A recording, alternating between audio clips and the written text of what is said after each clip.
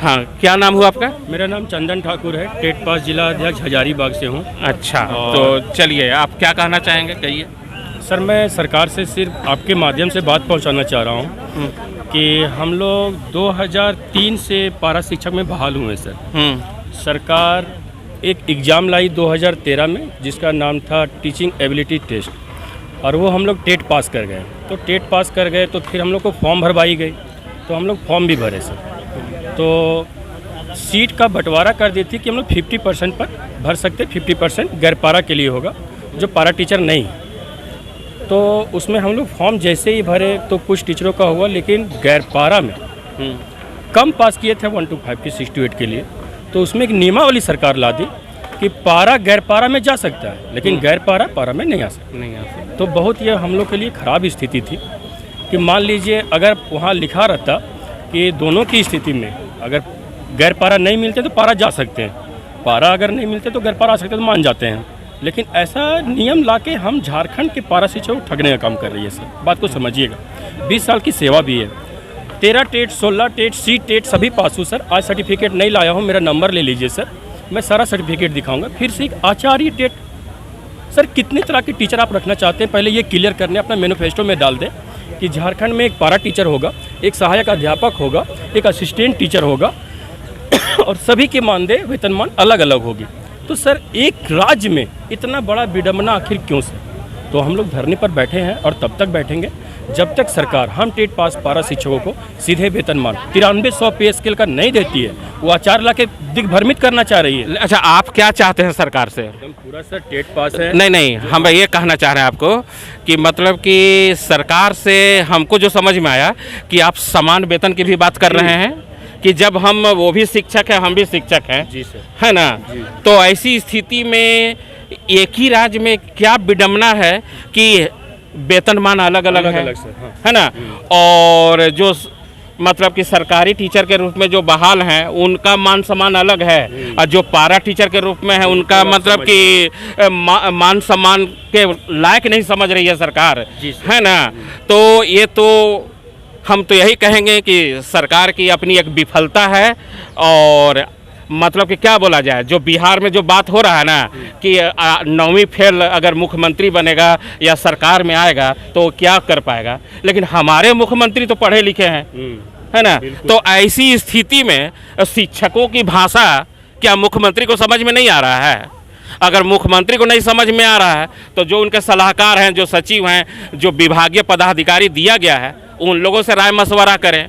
जैसे वो ईडी के पास आने से पहले वो क्या कर रहे हैं, न्यायविदों से समीक्षा करवा रहे हैं, तो उसी तरह से पारा टीचरों का भी क्या करें, न्यायविदों से या जो जानकार हैं उनसे इनकी समीक्षा कराएं और क्या मतलब उचित हो सकता है उसको लागू करें, है ना?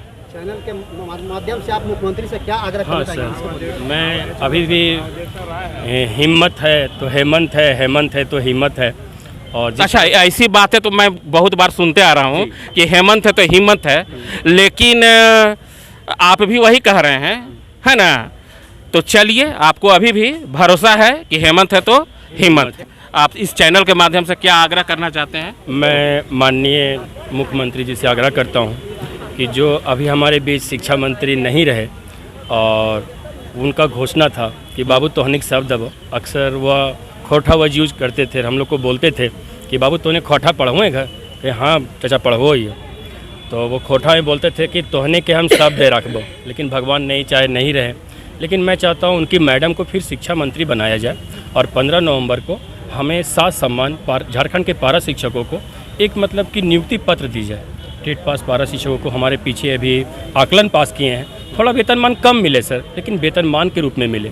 आज भी मेरे प्रखंड के एक पारा टीचर मर गए, सरकार कफन तक का व्यवस्था नहीं करती है। क्या इतना बुरा काम किए हम टेट पास पारा शिक्षक या पारा शिक्षक, जिन्हें सरकार मतलब कि थोड़ा सा मरने के बाद एक रहता ना कि EPF कल्याण कोष वेतनमान, तो सर हम भी वही काम करते हैं जो वो करते हैं। आपके ये बच्चे कहीं ना कहीं पढ़ते हैं सर, हम लोग का भी स्टैंडर्ड देखिए, जिस टीचर के पास बैठा दीजिए, जिस टेबल पर बैठा दीजिए, हम लोग इलिजिबल हैं सर उस बच्चे को शिक्षा देने के लिए।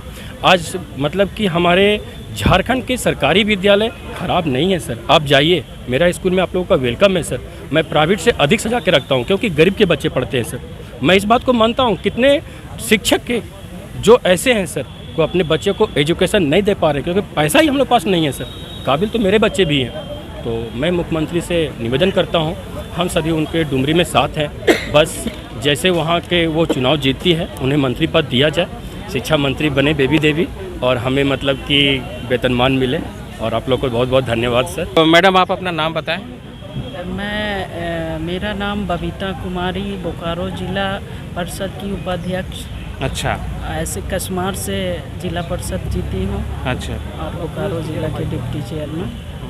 तो आप इनके समर्थन में आई हुई हैं? बिल्कुल बिल्कुल। अच्छा, तो आप इनके समर्थन में क्या कुछ कहना चाहती हैं, वो आप इस रखें आप मेरे चैनल के माध्यम से। हाँ, आज तो ये मेरे बोकारो जिला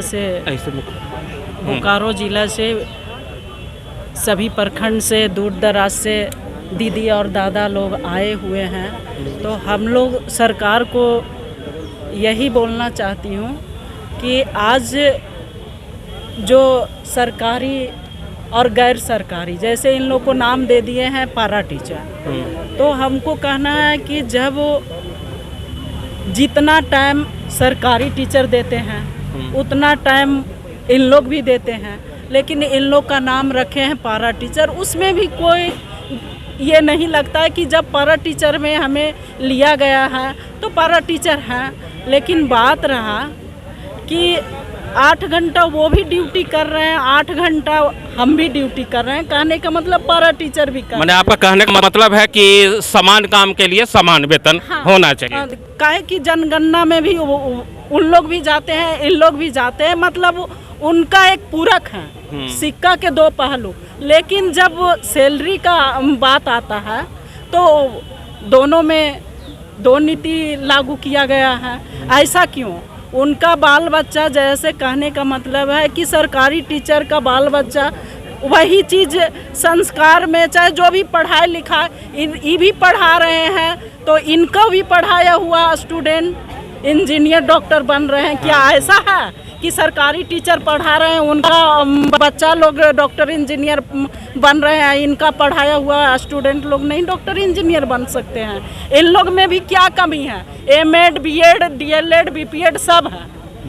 जो पारा टीचर हैं उनको फिर सरकार, जैसे जो 2001 से जो नियम लागू जो हुआ, जैसे 1000 में इन लोग खट रहे थे, तो सरकार का ही आया कि नहीं इस तरह से इन लोग को पेमेंट बढ़ाया जाए, वेतनमान किया जाए। और बात देखा जाए अल्पसंख्यक का एक बात आता है, उन लोग को डायरेक्ट कैसे 9300 रखे हैं वेतनमान।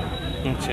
और फिर हम लोग जो भी जनरल में आते हैं, जो भी एसटी, एससी, ओबीसी, इन लोग को दो नीति सरकार का कैसे नहीं, सरकार भी दो नीति करके रखे हैं। अल्पसंख्यक लोग को वही काहे रखे हैं, उन लोग को डायरेक्ट कैसे ले रहे हैं? तो सरकार का तो नीति गंदा है।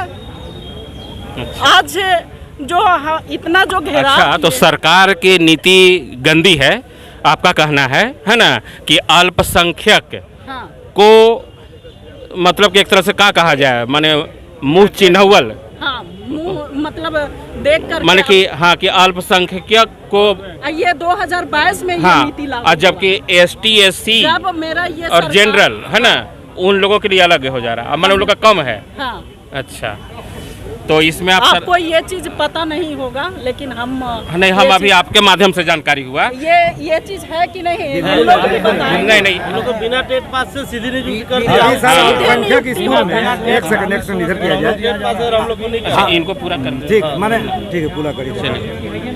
तो यही चीज है कि देखिए, आज देखा जाए तो सरकार को ये चीज़ सोचना चाहिए कि विधानसभा में बात उठता है कि विधायक को पेमेंट बढ़ाया जाए, वेतनमान बढ़ाया जाए, और लेकिन जो पूर्ण रूप से हम लोग को देखा जाए स्वास्थ्य और शिक्षा, तो दोनों को ये चीज़ पहल करना चाहिए। सरकार को एक नज़र, एक झलक देखना चाहिए कि पारा टीचर हमारे कैसे मतलब अपना जीवन व्यतीत कर रहे हैं, उनके भी बच्चे हैं। तो ये चीज़ सरकार यदि विधायक लोग को पेमेंट कैसे बढ़ा दिए, आज ये जो पारा टीचर इन लोग जैसे बोलते हैं कि सारा काम बराबर में करते हैं, बराबरी करते हैं। तो इसको फिर- ऐसा कीजिए मैडम कि बात तो बहुत लंबा हो जा रहा है ना, हाँ।